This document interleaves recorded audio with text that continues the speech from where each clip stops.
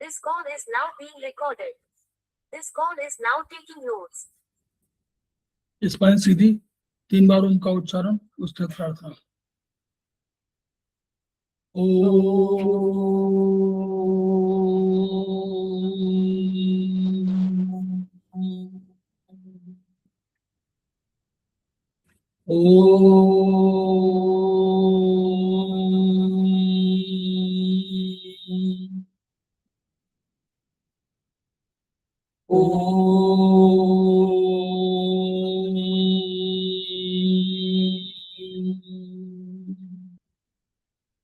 वह शक्ति हमें दो दयानिधे, कर्तव्य मार्ग पर डट जाएं, पर सेवा पर उपकार में हम निज जीवन सफल बना जाएं। वह शक्ति हमें दो दयानिधे, कर्तव्य मार्ग पर डट जाएं। हम दीन दुखी निबलो विकलो के सेवक बन संताप हरे, जो है बिछड़े भूले भटके उनको तारे खुद तर जाएं। वह शक्ति हमें दो दयानिधे, कर्तव्य मार्ग पर डट जाए। छल द्वेष दंभ पाखंड झूठ अन्याय से निश दिन दूर रहे, जीवन हो शुद्ध सरल अपना शुचि प्रेम सुधारस बरसाए। वह शक्ति हमें दो दयानिधे, कर्तव्य मार्ग पर डट जाए। निज आन मान मर्यादा का प्रभु ध्यान रहे, अभिमान रहे, जिस देव भूमि में जन्म लिया बलिदान उसी पर हो जाए। वह शक्ति हमें दो दयानिधे, कर्तव्य मार्ग पर डट जाए। पर सेवा पर उपकार में हम निज जीवन सफल बना जाए।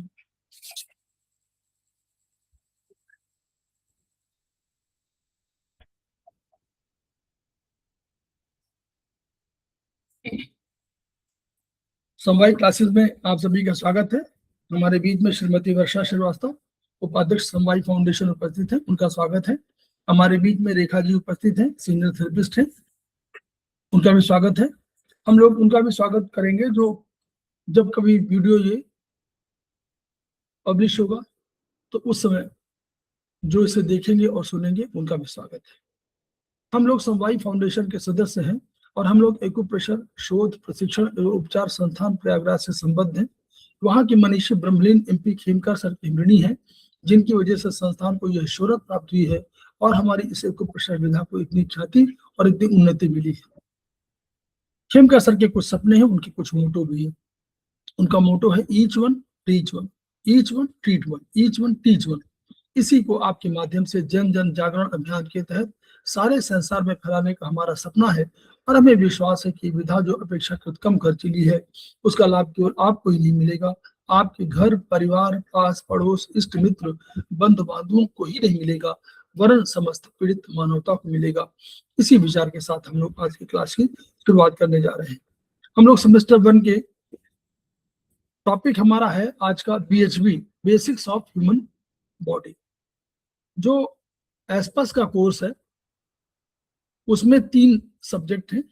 एक है BHB यानी बेसिक्स ऑफ ह्यूमन बॉडी, शरीर के जो मॉडर्न साइंस के हिसाब से है।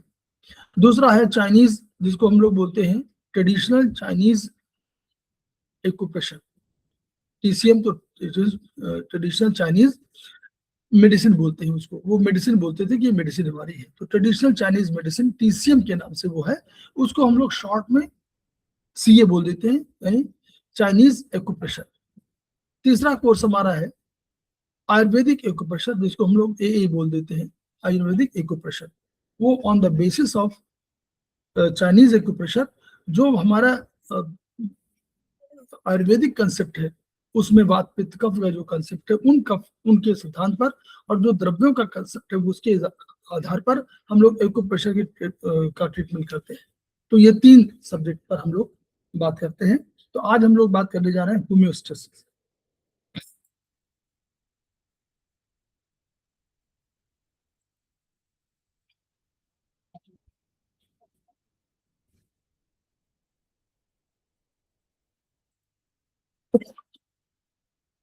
तो ये इस किताब में जो चैप्टर 1 है, इसमें ये बताने की कोशिश की गई कि व्हाट इज होम्योस्टेसिस है क्या। तो वो बाद में बताएंगे, थोड़ा सा पहले एक शॉर्ट भूमिका इसमें है, ये भूमिका के रूप में है। होम्योस्टेसिस इसी के माध्यम से बताने की कोशिश की गई है, क्योंकि जो ये माना जा रहा है, मॉडर्न साइंस में माना जा रहा है कि सेल सबसे छोटी इकाई है पूरे शरीर की। अगर कोई सबको उसको फ्रैक्शंस में काटते चले जाएं तो अंत में सेल बचेगा। हम उसको देख पाए या न देख पाए अलग पॉइंट है, लेकिन वो सेल बचेगा। तो cell is the structural and functional unit of the body, this is the concept.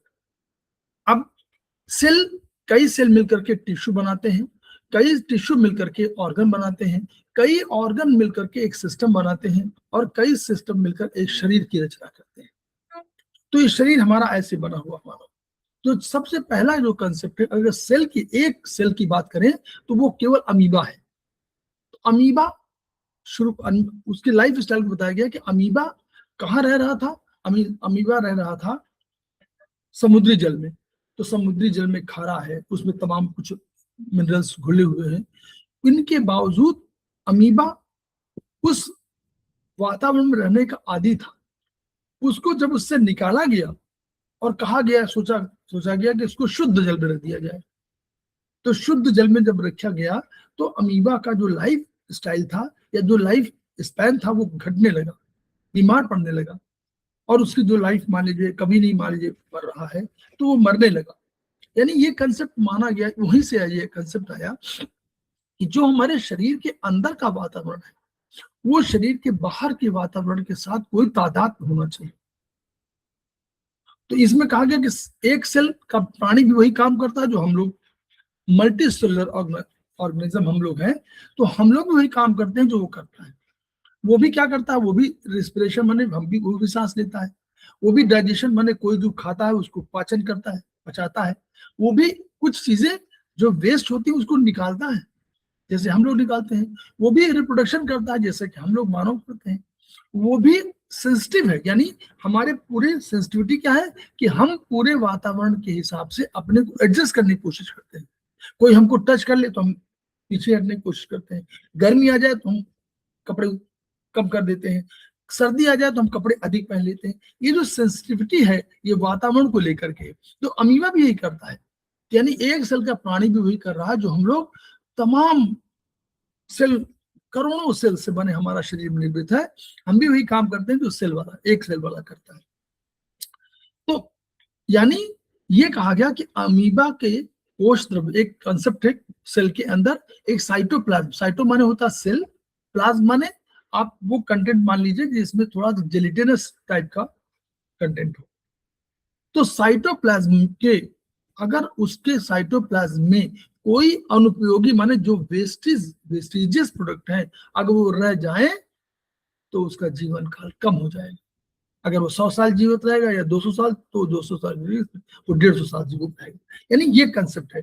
यानी वो अमीबा की परिभाषा में उसमें समझे कि अगर हम अमीबा का जो वातावरण बाहर का है, एक अंदर का वातावरण है सेल का अमीबा का, एक दूसरा वातावरण है समुद्री जल का। तो समुद्री जल बाहरी वातावरण है और ये जो है अमीबा का सेल वाला आंतरिक वातावरण है। तो दोनों के वातावरण के बीच में वो एक तादाद में स्थापित करना चाहता है, दोनों के बीच में एक संतुलन, यानी एक स्टेसिस, स्टेसिस लाना चाहता है, वो संतुलन लाना चाहता है जिससे उसका जीवन हमेशा कामयाब रहे। तो इसी को होम्योस्टेसिस कहा गया है। होम्यो माने होता है ग्रीक शब्द है, होम्यो माने स्टेसिस माने स्थिर, होम्यो माने समान, समान रूप से स्थिर है। तो अब अगर होम्योस्टेसिस की परिभाषा कोई पूछे तो हम लोग ये कह सकते हैं कि होम्योस्टेसिस शरीर की, अपने शरीर की हम ही करते हैं। हम गर्मी, जैसे हमने कहा कि हम गर्मी आती है तो कपड़े कम कर देते हैं, जाड़ा आता है तो हम लोग रजाई ओढ़ लेते हैं। यानी हम बाहरी वातावरण के साथ कोई एक इक्वेशन बनाना चाहते हैं, संतुलन बनाना चाहते हैं। यानी होम्योस्टेसिस हुई क्या? होम्योस्टेसिस शरीर की वो स्वनियंत्रित, सेल्फ, हम सेल्फ रेगुलेटेड है, कोई बाहर नहीं रेगुलेट कर रहा, सेल्फ रेगुलेटेड वो प्रणाली है जिसमें हम बाहरी वातावरण को देखते हुए, बाहरी एनवायरनमेंट को देखते हुए अपने अपने शरीर को, अपने आंतरिक एनवायरनमेंट को साम्य अवस्था में रखने की कोशिश करते हैं। और अगर ये हम साम्य अवस्था में, जो कि इक्विलिब्रियम है, इसको अगर मेंटेन कर लेते हैं तो हमारा जीवन सफल, हम बीमार नहीं होंगे, हम मरेंगे नहीं। लेकिन अगर ये संतुलन नहीं कामयाब हो पाया तो बीमार हो जाएंगे या हम नहीं रहेंगे। तो ये होम्योस्टेसिस को हम लोग परिभाषित कर रहे हैं सिंपल भाषा में। ये ग्रीक शब्द है, होम्यो माने होता है समान, स्टेसिस माने स्थिर। तो क्या है, अब ये थोड़ा सा ये हिस्ट्री पढ़ लीजिए तो उसको आगे समझ में आएगी। ये तो हिस्ट्री के रूप में है कि हम लोग मानते हैं कि पृथ्वी का लगभग 70% जल है। हम लोग भी कहते हैं कि हमारे भी लगभग 60% है। तो उसी तरह शरीर में भी 60% जल या तरल है। जल तो नहीं कह सकते, जल कहीं नहीं है, जल शुद्ध जल है भी नहीं। तो अगर हम अपने शरीर को, पूरे शरीर को एक सेल मान लें तो हमारा वातावरण बाहरी क्या है? बाहर एटमॉस्फेयर, बाहर हवा है, बाहर सूरज है, बाहर पेड़ पौधे हैं, बाहर वनस्पतियां हैं, बाहर कुएं हैं, बाहर तालाब है, बाहर आपका नदियां हैं, समुद्र है। ये सब सारी चीजें हमारी में है। तो यानी ये वातावरण के बाहर जो है, जो हमारा बाहरी वातावरण है, इन सबसे मिला हुआ है। अब मानव शरीर धीरे धीरे करके, पहले जब समुद्र में था, धीरे धीरे करके बाहर आया और अब थलचर हो गया। हम लोग थलचर हो गए और मल्टी सेलुलर हो गए, माने करोड़ों कोशिकाओं से निर्मित हमारा शरीर हो गया। तो जैसे वहां अपना सेल था, हमारे सेल के अंदर भी तमाम सेल हैं, हमारे हजारों सेल हैं। तो हम हर सेल की अलग बात करेंगे, लेकिन हम पूरे शरीर को स्थूल सेल माने तो बाहरी वातावरण है। तो प्रकृति के साथ हम सामंजस्य बनाने की कोशिश करते हैं ताकि हम अपने को जीवित रख सके। पेड़ पौधों, हम जानते हैं ये होम्योस्टेसिस सिद्धांत 1900 के आसपास आया है, 1932 के आसपास का सिद्धांत होगा। हम उसके पहले वृक्षों को पूज रहे थे, हम नदियों को पूज रहे थे, हम नाग देवता की पूजा कर रहे थे, हम जाकर वृक्षों में जल चढ़ाते थे, हम पत्थरों को पूजते थे। यानी कंसेप्ट हमारा ये था कि हम जो प्रकृति के साथ साहचर्य की भावना पहले से ही रखते थे। हमारा नया नहीं है, सिद्धांत वाले बाद में आया हो, लेकिन हम ये सिद्धांत को जानते थे कि प्रकृति के संतुलन से ही, क्योंकि प्रकृति हमको क्या दे रही थी? ऑक्सीजन दे रही थी, पेड़ पौधे ऑक्सीजन दे रहे थे, हम कार्बन डाइऑक्साइड निकाल रहे थे, वो कार्बन डाइऑक्साइड से काम कर रहे थे, हमको ऑक्सीजन दे रहे थे। यानी इक्विलिब्रियम यही मेंटेन था। इसके लिए हम लोग अपने वातावरण के साथ एक सोशल इक्विलिब्रियम मेंटेन कर रहे थे। तो शरीर के संदर्भ में आप देखिए पहले कि शरीर का 60% जल भाग है। तो दो कंपार्टमेंट में है, एक सेल है, सेल के बाहरी तमाम सेल है। तो एक सेल के अंदर कुछ तरल है, एक सेल के बाहर तरल है। तो सेल के बाहर कितना है, कितना अंदर है, तो वही बता रहे हैं कि अगर हमारा शरीर का भाग 70 किलोमीटर मान लिया जाए, 70 केजी मान लिया जाए, तो जल हमारा 62% है, 60% है। यानी हम 42 लीटर्स, लगभग 7-42 42 लीटर्स के आसपास हमारा जल है। कहाँ? अब इस रेशियो को निकाल दीजिए कि सेल के अंदर और सेल के बाहर। हजारों सेल है, उन सेल के अंदर होगा, कुछ हजारों सेल बाहर होगा। तो बाहर और अंदर कितना है? अंदर जो है 20% है, ये 60% का 20%। तो 60% में 20%, मतलब वो 70 का 20%, तो ये 14 हो गया। 70 केजी में 60% वहां हुआ, तो ये 20% बाहर है और अंदर हमें 40% है, अंदर जो है सेल के अंदर 40% है, तो अंदर 28 लीटर है और बाहर 14 लीटर है। इस इक्विलिब्रियम की, और अंदर है क्या, तो बाह्य कोश का तरल माने जो बाहरी एक्स्ट्रा सेलुलर सेल के बाहर जो तरल है, तरल शब्द का इस्तेमाल इसलिए है कि जैसे पानी पीते हैं, पानी भी शुद्ध नहीं है, पानी भी जल का जो कंसेप्ट है, chemical composition H2O, hydrogen oxygen के उससे बना हुआ है, तो वो उतना तरल कहीं वो नहीं है। हम जो पीते हैं वो भी उसमें कुछ मिनरल्स मिले हुए हैं, कुछ और अशुद्धियां हैं, उन सब के साथ पी रहे हैं। तो तरल की बात हम लोग करें, जल की बात नहीं करें, हम लोग तरल की बात कर रहे हैं साइंस की भाषा में।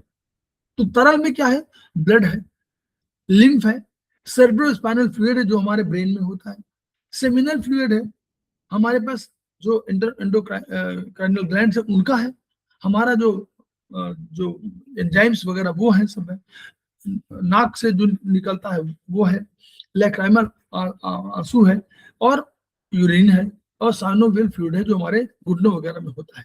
ये सब शामिल है, जितने भी तरल हो सकते हैं शरीर के अंदर वो सब शामिल है इस वायु कोश का जो एक्स्ट्रा सेलुलर फ्लूइड, ECF इसको कह सकते हैं, ECF एक्स्ट्रा सेलुलर फ्लूइड, और अंदर वाले को इंट्रा सेलुलर फ्लूइड। अंतः कोश का माने इंट्रा सेलुलर फ्लूइड, और बाहर वाला ECF, अंदर वाला ICF, बाहर वाला ECF। तो यानी अब तत्व कितने हैं, तत्व हम लोग आयुर्वेद की भाषा में कहें तो वहां कहें हम लोग 5 तत्व कहते हैं, आकाश, वायु, अग्नि, जल, पृथ्वी कहते हैं। तो उन्होंने ये इस किताब में बताने की कोशिश की, प्रोफेसर हमारे ये प्रोफेसर साइंस के प्रोफेसर हैं, मतलब मेडिकल कॉलेज के डॉक्टर रहे हैं, नहीं है, तो ये हेड ऑफ द डिपार्टमेंट थे इलाहाबाद यूनिवर्सिटी में, इलाहाबाद जो मेडिकल कॉलेज है उसके ये हेड थे। तो इन्होंने जो किताब लिखी वो है कि जो 5 तत्व हम कहते हैं, 5 तत्व, तो हम वहां भी उन 5 तत्व कहा, जो मेन क्या है उनका, ऑक्सीजन 62% है, कार्बन 18% है, हाइड्रोजन हमारा 10% है, नाइट्रोजन 3% है, और 7% हमारे मेटल वगैरह का है। इन सब चीजों को मिला करके उन्होंने कहा कि 5 वहां भी मूल, जैसे हम 5 यहाँ बोल रहे हैं तो 5 वहां भी मूल है, ऑक्सीजन है, कार्बन है, और हमारा मेटल है। तो इस तरह हुआ। तो इसको उन्होंने कहा कि उसको अगर इसको देखें तो वही जो 40% ऊपर आया था, ये 40% हम लोग कह रहे थे, ये 40%, तो उसी को उन्होंने कहा कि 40% डिवीजन ऐसे है कि 33% हमारा कार्बनिक है इसको, और हमारे अकार्बनिक जिसमें कार्बन वाला है वो हमारा जो है 33% है, और 7% हमारा अकार्बनिक है। तो 33% में क्या है, कार्बोहाइड्रेट 12% है, प्रोटीन 4%, बहुत कम, प्रोटीन 4% है, और जो हमारा फैट है वो 17% है, और कुछ विटामिन है। तो ये सब हमारे जो है कार्बनिक हुए। दूसरा क्या हो, ये जो ऑर्गेनिक बोल देते हैं हम लोग, और ये नॉन ऑर्गेनिक।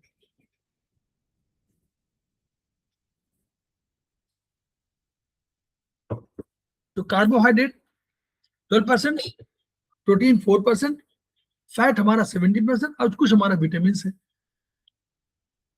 अकार्बनिक में बहुत लंबी लिस्ट है, सोडियम भी है, पोटेशियम भी है, कैल्शियम भी है, आयरन है, कोबाल्ट है, मैग्नीशियम है, मैंगनीज है, क्लोराइड है, सल्फेट है, फास्फेट, बाइकार्बोनेट, सारे बहुत, यानी कोई भी उनका कहना, या संसार में सभी का कहना है कि संसार में जो कुछ भी जितना भी मिलता है वो हमारे शरीर में है। वो थ्योरी हम लोग के पहले भी आयुर्वेद में हो चुकी थी कि यावंतो ही लोके मूर्तिमंतो भाव विशेषा तावंत है पुरुषे, और यावंत है पुरुषे तावंतो लोके। जो कुछ भी अखिल ब्रह्मांड में मौजूद है वो हमारे शरीर में मौजूद है, और जो हमारे शरीर में मौजूद है वो अखिल ब्रह्मांड में मौजूद है। उसी सिस्टम पर कोई भी ऐसा बाहरी जो मिलता हो वो आपके शरीर के अंदर न मिले, संभव ही नहीं। शरीर इन्हीं से मिलकर बना हुआ है, यही तत्व है। बहुत चीजें तो आपको बिल्कुल वैसे लगेगी जैसे ब्रेन की या जो शरीर की रचना है, लगता है वनस्पतियों में ये रचना पहले से, यानी प्रकृति के साथ संतुलन हमारा है। वो उसका जो मिलेगा कि वो नाशपाती की तरह है, वो सेब की तरह है, ये सब पपीते की तरह, ये सारी चीजें इसलिए मिलती है क्योंकि प्रकृति के साथ हमारा हम बने हुए जैसे प्रगति से हम बने, हम हमसे प्रगति है, तो ऐसा नहीं है कि अलग, वो दो एंटिटी नहीं है। अकार्मिक तत्व बहुत सूची लंबी है, और कहा जाए कि पृथ्वी पर पाए जाने वाले सभी तत्वों के अंश मौजूद हैं तो अतिशयोक्ति नहीं होगा।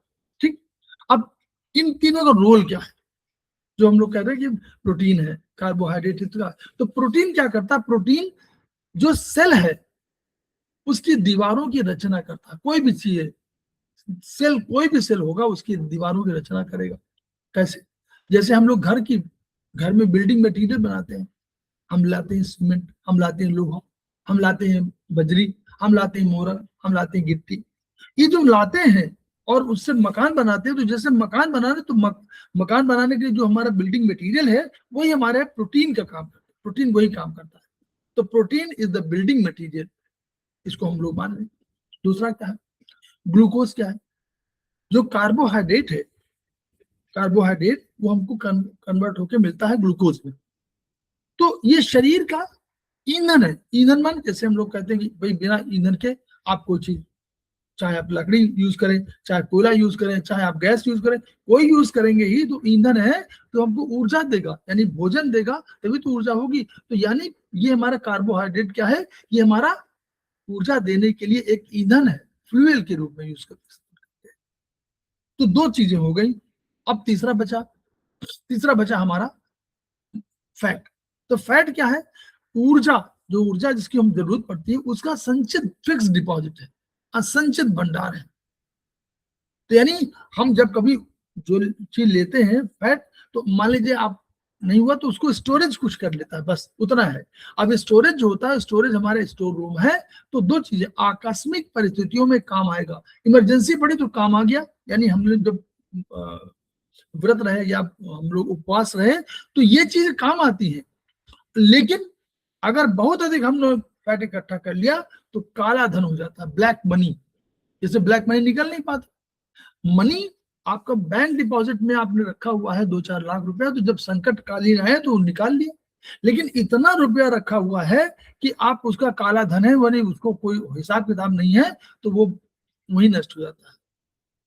वही बताया, बहुत बढ़िया वो है, सिमिली बहुत बढ़िया यूज किया है, इसको नोट कर लीजिएगा कि हमारा बिल्डिंग मटेरियल, दूसरा हमारा ऊर्जा के लिए ईंधन है, और तीसरा ऊर्जा का संचित भंडार है फैट, जो हमको उतना ही यूज करना चाहिए जितना कि आवश्यक है, उससे अधिक नहीं। अकार्मिक तत्व, अब देखिए हम लोग अभी लास्ट में बताएंगे, उसमें अभी शुरू उनके बता दें पहले उनका। अकार्बनिक तत्व शरीर की क्रियाओं में खर्च नहीं होते, जो बता रहे हैं फास्फेट है, ये सब है, मिनरल्स वगैरह, ये शरीर की क्रियाओं में किसी काम के मतलब नहीं, उस रूप में काम नहीं है कि ये वहां जाएंगे ले आएंगे, लेकिन इनकी उपयोगिता कोशिका के अंत और बाह्य वातावरण का निर्माण करने में, तो इन आइस इंट्रा सेलुलर जो सिस्टम है, इन्वायरमेंट है उसको, और एक्स्ट्रा सेलुलर इन्वायरमेंट को बनाने में है। एग्जाम्पल बहुत बढ़िया दिया हुआ है, देखिए, इन्हीं की चंचल प्रवृत्ति कोशिका को जीवंत स्वरूप प्रदान करती है। इन्हीं की वजह से जो आप वाइटलिटी आपकी है, जो आप चेहरे में नूर है, जो आप प्रसन्न रहते हैं, जो आप आह्लादित रहते हैं, जो आप प्रसन्नचित्त रहते हैं, जो आप मुस्कुरा के बात करते हैं, इन्हीं का है। ये अगर जहां कम हो गए तो वो प्रसन्नता आपके चेहरे पर नहीं आ पाएगी। तो जीवंतता जो है, वाइटलिटी जो है, यही देते हैं। एग्जाम्पल देखिए, कितना बढ़िया एग्जाम्पल है। जैसे घर में एक गोद का शिशु घर के वातावरण को सक्रिय बनाए रखने में सक्षम होता है, करता कुछ नहीं है, वो डिपेंडेंट है आप पर, लेकिन वो आपके पूरे वातावरण के, पूरे घर के वातावरण को, एक छोटा सा बच्चा 20 घर के लोगों को दौड़ाए रखता है, छोटा बच्चा। ये सारे लोग बिजी रहते हैं और वो और जीवंत रहते हैं, वो वाइटल बने रहते हैं। कोई वो आप उसको कभी गोद में लिए हुए हैं, कभी जो भी मतलब आप कहें, जो भी एक्टिविटी लेकर छोड़े, 5 साल 7 साल के बच्चे तक का यही इतिहास रहता है कि वो सबको दौड़ा रखता है। तो ये जो जीवंतता है, ये इन्हीं की वजह से, किसकी, अकार्बनिक, जो हम लोगों ने लिस्ट दिया था। दूसरा, अब फंडामेंटल साइंस का सिद्धांत है कि तत्व हमारे जो कह रहे जितने भी तत्व, एलिमेंट को कहते अविनाशी, ये नष्ट नहीं होते कहते हैं, किंतु उसका रूप बदल सकता है, स्वरूप। ट्रांसफॉर्मेशन, मतलब जो उसका फॉर्म है वो बदल सकता है, form can be transform but it can not be destroyed, वो डिस्ट्रॉय नहीं कर सकता एलिमेंट। तो कहते हैं, एग्जाम्पल दिया उन्होंने साइंस की भाषा में कि कार्बन हाइड्रोजन ऑक्सीजन से इनके अणुओं से ग्लूकोज बनता है, और ग्लूकोज को जब हम ब्रेक करते हैं तो उसमें कार्बन डाइऑक्साइड बन जाएगा और ऑक्सीजन बन जाएगा, यानी अलग सब वही है, रूप बदल जाएगा। तो वो वाला पहले मिल जाएगा, ग्लूकोज बन जाएगा, और ग्लूकोज की हाइड्रोलिसिस कर देंगे तो हमको कार्बन डाइऑक्साइड मिल जाएगा और वाटर बन जाएगा।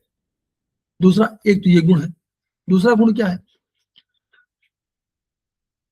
जो अकार्बनिक तत्व है इनके ही बारे में संदर्भ में, यदि कार्बनिक बारे में नहीं होता, अकार्बनिक तत्व के घुलनशील घुल जाते हैं तो क्या होता है, जब घुल जाते हैं तो दो तरह के आवेश आ जाते हैं, दो तरह की एनर्जी आ जाती है, एक हमारा इलेक्ट्रिकल, एक हमारा पॉजिटिव और एक हमारा नेगेटिव। पॉजिटिव नेगेटिव साइंस की भाषा में है कि इलेक्ट्रॉन कम ज्यादा होता है तो उसकी वजह से, तो एक पे पॉजिटिव आता है, कुछ में घुलेंगे तो पॉजिटिव आ जाएगा, कुछ में नेगेटिव आ जाएगा। तो ये जो जब नेगेटिव पॉजिटिव जाएगा तो ये आयन के रूप में होंगे, तब ये स्टेबल नहीं रह पाएंगे, तब ये स्टेबल नहीं पाएंगे। क्यों? स्टेबिलिटी के लिए उसका स्थिर रहना आवश्यक है, मतलब स्थिरता देने के लिए कोई एक वातावरण चाहिए। तो इनके पास वही एक है, एक एलिमेंट इनका इलेक्ट्रॉन या इलेक्ट्रॉन की बात करते हैं, इलेक्ट्रॉन कम या ज्यादा हो जाता है, उसकी वजह से ये घूमते रहते हैं, मतलब ये तो आयन हो जाते हैं। आयन माने ये मूवमेंट करते रहते हैं। एक जो एग्जाम्पल हम लोग अगर देना चाहें तो एग्जाम्पल सामान्य रूप से है कि मान ले अगर किसी की मैरिज नहीं हुई हो तो वो उसके पास कोई वो स्थिरता के लिए वो नहीं है, तो कभी यहाँ घूम रहा है, कभी वहां घूम रहा है, रुका, फिर यहाँ चला गया, वहां चला गया, वो निगेटिव अर्थ में नहीं, लेकिन मूवमेंट के लिए।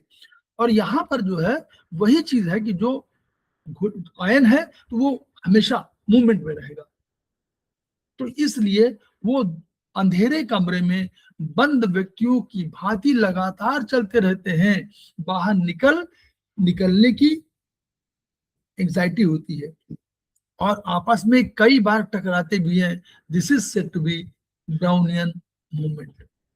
इसको ब्राउनियन मूवमेंट ब्राउन साहब ने डॉक्टर ब्राउन ने खोजा होगा, तो उन्होंने जो इसको कहा तो उन्होंने मतलब डॉक्टर ब्राउन, प्रोफेसर ब्राउन जो भी रहे होंगे, तो ब्राउन साहब ने खोजा तो उन्होंने उनके नाम पर ब्राउनियन मूवमेंट कह दिया गया कि भाई जैसे आप देखिए ना, सूरज की किरण आती है तो पार्टिकल, डस्ट पार्टिकल्स को आप देखिए तो मूवमेंट करते रहते हैं लगातार, वैसे ही है। तो कई बार टकराते भी हैं, अंधेरा कमरे में बंद कर दीजिए 10 लोगों को तो, और तो जाएंगे इधर, मुड़ जाएंगे, फिर जाएंगे, तो वैसे ये भी करते रहते हैं। इसको ब्राउनियन मूवमेंट बोलते हैं। दूसरा कंसेप्ट क्या है? दूसरा कंसेप्ट है कि जो कार्बोहाइड्रेट, प्रोटीन और वसा, तीन चीजें हैं। क्या है? कार्बोहाइड्रेट है, प्रोटीन है और वसा है। इस रूप में नहीं है, कार्बोहाइड्रेट प्रोटीन वसा इस रूप में नहीं है। कार्बोहाइड्रेट ग्लूकोज के रूप में कन्वर्ट होता है हमारे शरीर में। कार्बोहाइड्रेट, प्रोटीन, वसा ये हमारे वनस्पतियों की देन है, ये वनस्पतियां हैं। क्लियर मैडम, समझ रही है रेखा मैडम? Yes sir. ये कार्बोहाइड्रेट और प्रोटीन, वसा, ये हम लोग बात कर रहे हैं वो वनस्पतियों में है, हमारे सब्जियां खाते हैं, जो भोजन खाते हैं उनमें है। अब हमारे शरीर में कैसे? हमारे शरीर में कार्बोहाइड्रेट ग्लूकोज के रूप में है, प्रोटीन हमारे पास अमीनो एसिड के रूप में है, और फैट हमारे पास फैटी एसिड के रूप में है। तो उन्हीं की संदर्भ, उन्हीं की बात कर रहे हैं कि इनके अणु आयनिक नहीं है, इनकी बात नहीं कर रहे कि आयन में कन्वर्ट नहीं होते हैं। अब कोशिकाएं, सेल क्या है? सेल इन जो ये वाले हम लोग खाते पीते जो भी हैं, इनसे अपनी आवश्यकता से अधिक नहीं ले पाते। ठीक है, यानी अपनी आवश्यकता से अधिक नहीं लेती। ये नेचर है किसका? शरीर का।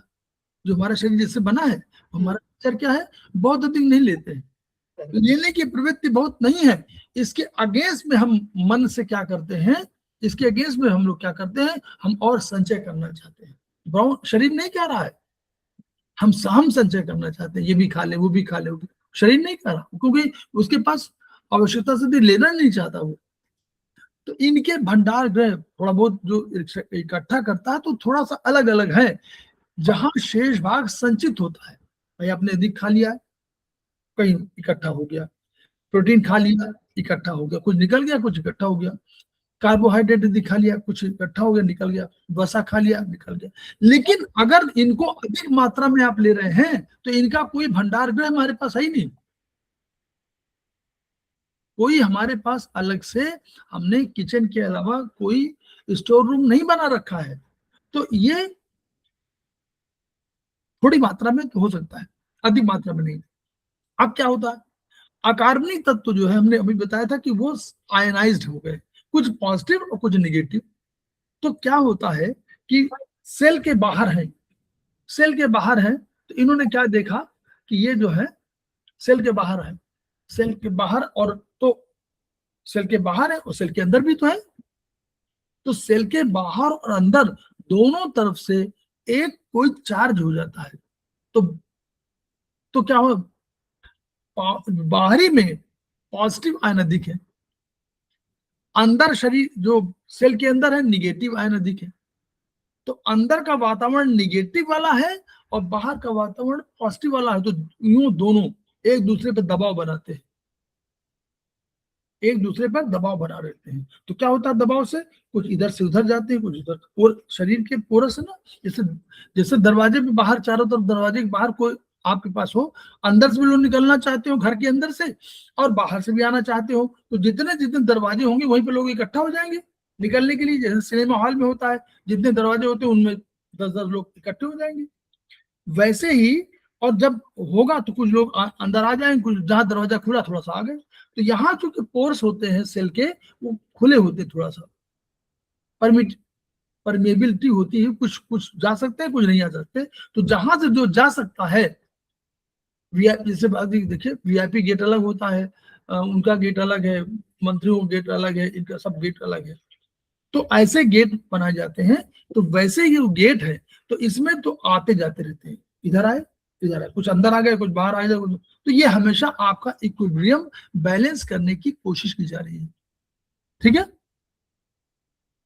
तो ये पॉजिटिव चार्ज आयन बाहर से दबाव डालते हैं अंदर आने के लिए, अंदर वाले बाहर जाने के लिए दबाव डालते हैं। तो एक पोटेंशियल डिफरेंस उत्पन्न हो जाता है, एक प्रेशर, दोनों तरफ का एक प्रेशर होता है।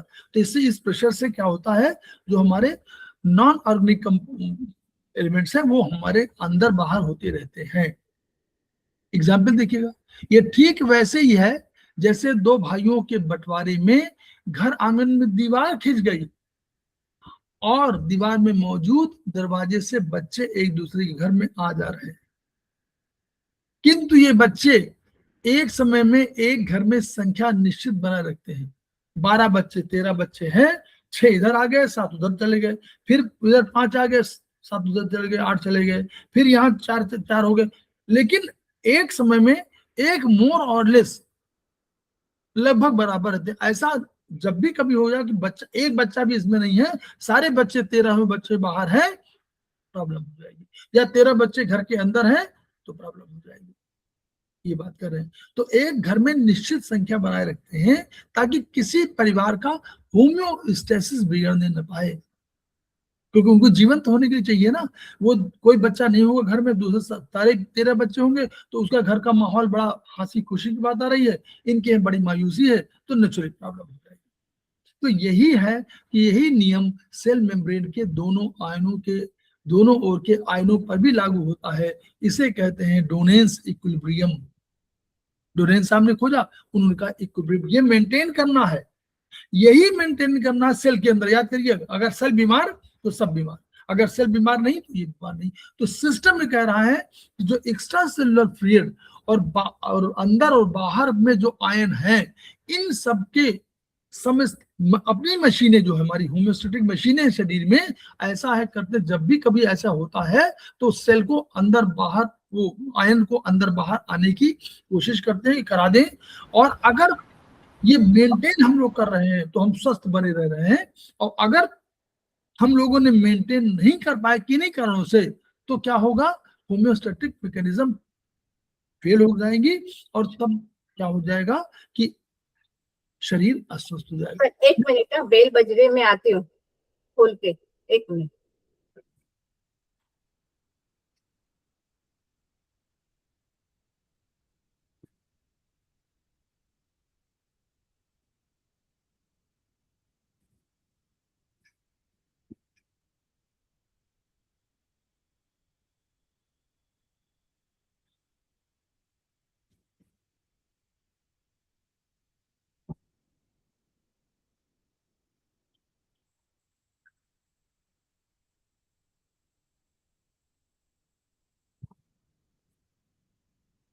Yes sir. ठीक, तो ये कहते हैं कि चूंकि अगर कोशिका का बाहरी वातावरण, एक सेल बीमार तो सब शरीर बीमार, तो सेल की बात बीमारी बता रहे हैं कि सेल कैसे है कि जो बाहरी वातावरण है और आंतरिक वातावरण दोनों के बीच में जो आयन है उनका आना जाना ऐसा है कि वो कम ज्यादा हुआ तो तुरंत मशीनों ने ठीक कर लिया। लेकिन अगर मशीन ठीक नहीं कर पाई तो ये होम्योस्टेसिस बिगड़ने लगा, तब कोशिका सेल जो है बीमार हो जाएगी, और ये बीमार हो जाएगी तो सारा शरीर बीमार। ये होम्योस्टेटिक को इस तरह डिफाइन किया, अच्छा डिफाइन किया। अब हम और बताते हैं कैसे ये शुरू। अब हम लोग बताएं कि मान लीजिए हम कह रहे हैं ये किताब का हो गया। अब मैडम ये समझिए कि ये होम्योस्टेटिक हम लोग समझ गए कि बाहर हमको सेल को, उनका कहना है कि सेल हमारा अगर शरीर स्वस्थ है, सेल स्वस्थ है तो सारा शरीर स्वस्थ है। अब सेल स्वस्थ होता कैसे भाई, ये हमारे मैकेनिज्म चलता कैसे, तो इसको एक शब्द दिया जाता है feedback mechanism. This may be negative feedback और this may be positive feedback. Feedback क्या है, सिंपल शब्दों में बता रहे हैं कि जब कभी कोई इंफॉर्मेशन आई, जैसे मान लीजिए आपने कहा कि जाड़ा लगना है, अब जाड़े लगने में इंफॉर्मेशन, यहाँ जो हमारे बैठे हुए रिसेप्टर शरीर में सब जगह रिसेप्टर बैठे हुए हैं, तो इन रिसेप्टर्स ने तुरंत बताया ब्रेन को कि ठंडक आ रही है। ये मैसेज हमारा यहां से शुरू हुआ, रिसेप्टर इनको कहना द्वारपाल हम कह सकते हैं, हिंदी में द्वारपाल कह सकते हैं, रिसेप्टर है। ये द्वारपालों जाके सूचित किया भैया ठंडक आ रही है, और ये गई क्या, स्पाइनल कॉर्ड के थ्रू ये इंफॉर्मेशन ब्रेन को चला गया। ब्रेन ने क्या हुआ, तुरंत एनालाइज किया, उसके पास तमाम और इकाइयां सबसे पूछा कि हर जगह ने कहा भाई ठीक ठंडक आ रही है। इसने एनालाइज किया और तुरंत ऑर्डर दिया कि हम क्या क्या करें, जो भी करना है उसको करें। ठंडक आ गई है तो अपने शरीर को ठीक करें, वहाँ हार्ट के जो ओपनिंग है मान लीजिए चौड़ी है तो उसको थोड़ा क्लोज करें, ताकि जो है अपने बाहरी की जो स्किन वाली है उसको बंद करें। ये सब ऑर्डर देता है, तो ये इसको बोलते हैं इफेक्टर्स, ये इफेक्ट देता है। और जब ब्रेन, और हमारे शरीर में ब्रेन है और जिसको नर्वस सिस्टम बोलते हैं, और नर्वस सिस्टम के साथ साथ हमारे पास एंडोक्राइन सिस्टम है। इन दोनों के माध्यम से बैलेंस रेगुलेशन के लिए यही है। तो ये दोनों लोग एक एनालिसिस करते हैं, और उस एनालिसिस करने के बाद एक ऑर्डर देते हैं, उसको ऑर्डर बोलते हैं। वो ऑर्डर देते हैं किसी पर्टिकुलर, किसी भी जगह पर, वो ऑर्गन को दे सकते हैं, या वो दे सकते हैं किसी क्या कहते हैं, ये हमारे मसल्स को दे सकते हैं कि भाई आप ये काम करिए। वो कह सकते हैं भाई आप दौड़ना, भले आपको ठंडक लग रही है तो हो सकता है कि शिवरिंग होने लगे, तो शिवरिंग होने से क्या होगा, टेम्परेचर मेंटेन होगा, तो आपका टेम्परेचर बढ़ जाएगा। आप बहुत ठंडक लगती है, देखिए यूं तो कांपने लगते हैं, तो कांपना इसलिए वजह से नहीं है, कांपना अपनी वजह से है कि वो बॉडी कहती है कि हिलो, ताकि जो है जब आप करेंगे तो गर्मी पैदा होगी, तो हो जाएगा। गर्मी हुई तो पसीना निकाल दिया ताकि टेम्परेचर ठीक हो जाए। तो ये तीन तरह की इकाइयों होते हैं कि पहला होता है रिसेप्टर्स, जो हमको इंफॉर्मेशन देते हैं। ये इंफॉर्मेशन ब्रेन को अल्टीमेटली भेजते हैं, ब्रेन इन पर एक्ट करता है और वो इंफॉर्मेशन को कलेक्ट करता है, और उस इंफॉर्मेशन के बेसिस पर एक इंटरप्रिटेशन के बाद ऑर्डर देता है। ऑर्डर देने के बाद वो इफेक्टर्स को देता है कि आप ये काम करिए, क्योंकि उसको इंफॉर्मेशन मिली है कि ठंडक आ गई या गर्मी आ गई है, तो उसके हिसाब से वो निर्णय लेता है और वो इफेक्टर्स को बताता है कि आप जो है इसको आप। तो शरीर में हम लोग देखते हैं, शरीर में हमारे पास जैसे हम लोग कहते हैं 98.8 डिग्री फ़ारेनहाइट हमारा टेम्परेचर है। हम कहते हैं शरीर में हमारे तरल की संख्या जो रक्त है लगभग 5 लीटर है, 4.5 से 5 लीटर के बीच में है। हम कहते हैं कि हमारा शरीर का अगर वो ले प्रेशर ले, कोई हार्ट का प्रेशर ले, तो वो 80 120 और 80 आता है, 120 प्लस माइनस 10 mmHg एक तो वो होता है, दूसरा हमारा जो है 80 प्लस माइनस 10। तो ये हुआ। उसी तरह सारे शरीर में सारी चीजें बिल्कुल तय है, तो ये वेरिएबल्स है, कुछ लिमिट पे है। इस लिमिट में जो वेरिएबल्स हैं उन लिमिट में तो हम अगर रहेंगे तो हम ठीक रहेंगे, लेकिन उस लिमिट के बाहर होंगे तो प्रॉब्लम होगी। तो इसी को हमारे शरीर का नर्वस सिस्टम, हमारे शरीर का एंडोक्राइन सिस्टम दोनों रेगुलेट करता है और आपको स्वस्थ बनाता रहता है। लेकिन अगर स्वस्थ न बना पाए, ये सेंस ऑर्गन जो बताते हैं ये न बना पाए, मान लीजिए उन्होंने इंफॉर्मेशन दिया लेकिन न बना पाए, हम ठंडक में हैं और हम वहीं पे लेटे रहे, तो वो बता तो रही है, वो बता रहा है कि ठंडक है और आप बर्फ में लेटे हुए हैं, लेकिन हम नहीं वहां से निकल पा रहे हैं। तो मैकेनिज्म चाहे बॉडी की कितने भी हो, वो कहेगी कि आप ये करिए, वहां जगह है ही नहीं, कंबल ओढ़िए, कंबल ओढ़ ही नहीं सकते। तो अल्टीमेटली धीरे धीरे मैकेनिज्म फेल होने लगेगा और अल्टीमेटली आप बीमार हो जाएंगे, टेम्परेचर हो जाएगा, बुखार हो जाएगा, और अगर यही स्थिति रही तो आप नहीं भी रह सकते। तो this is the system of ये। छोटे में कहा जाए हेमोस्टेसिस का एक और एग्जांपल ऐसे बता दें कि कैसे होता है। मान लीजिए कोई आया, ब्रेन की फंक्शनिंग बता, ब्रेन बिल्कुल सीपीयू की तरह है।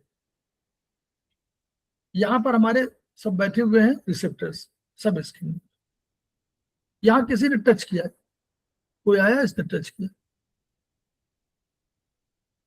इस टच के बारे में जो बच्चा शुरू से अपने जन्म के समय से जो 5 6 7 साल तक पूछता रहता है, आप बताता है उसको ये कौवा है, क्रो है, काऊ है, ये लायन है, चित्र बनाते हैं, दिखाते हैं, उसके ब्रेन में उसकी इमेज और उसका नाम याद मेमोरी में जाता रहता है।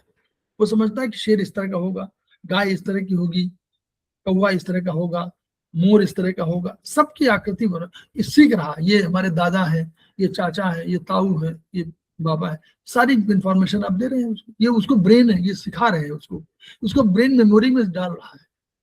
अब जब उसी तरह उसका टच का भी इंफॉर्मेशन, ब्रेन है, ब्रेन फंक्शन होने लगा, ब्रेन को सब समझ में आने लगा, तो यहाँ टच किया, इस टच का उसको पास संवेदना है,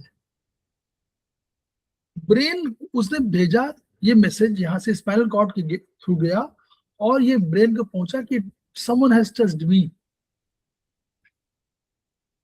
उसमें ब्रेन ने अपनी फाइलें वाले देखी, भाई ये इस तरह का सेंस, तो उनका yes this is touch of my friend, लिखा हुआ है ये टच मेरा ये है। उसने कहा ओके, वहां से तुरंत आया कि ओके डोंट वरी,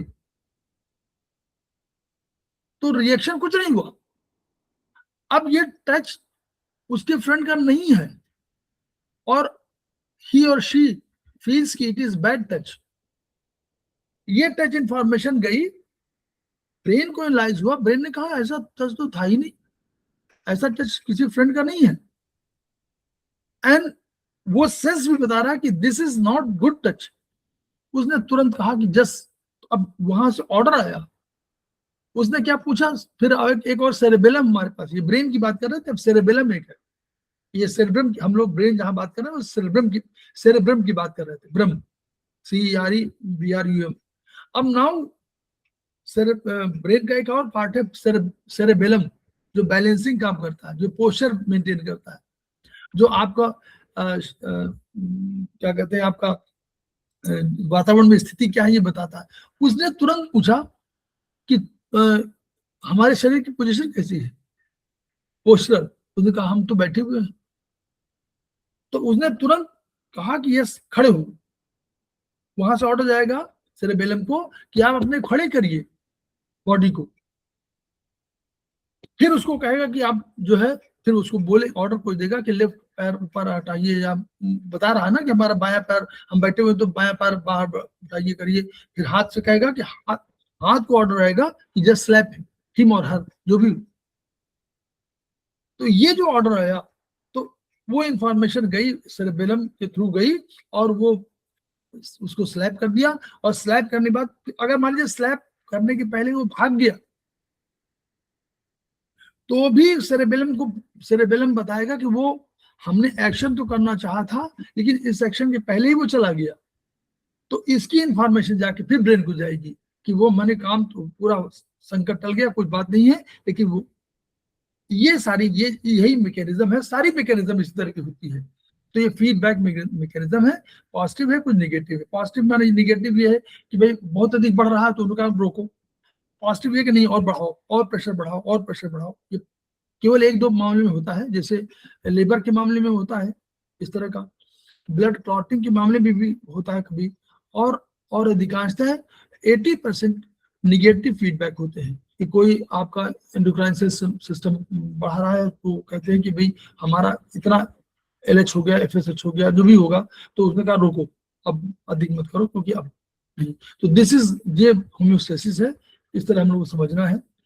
तो हम लोग खेमका सर को याद करते हैं, उनकी ऊर्जा को याद करते हैं, कोशिश करते हैं कि जो ज्ञान हमारे पास है उसको ज्ञान को ट्रांसफर करें, और उन्हीं के शब्दों में इसको प्रवाहमान बनाना है, इसको सब जगह पब्लिसाइज करना है, और इस थेरेपी को बढ़ाना है, और उन्हीं के शब्दों में कि each one reach one, each one treat one, each one teach one, इन शब्दों से कल हम फिर मिलते हैं।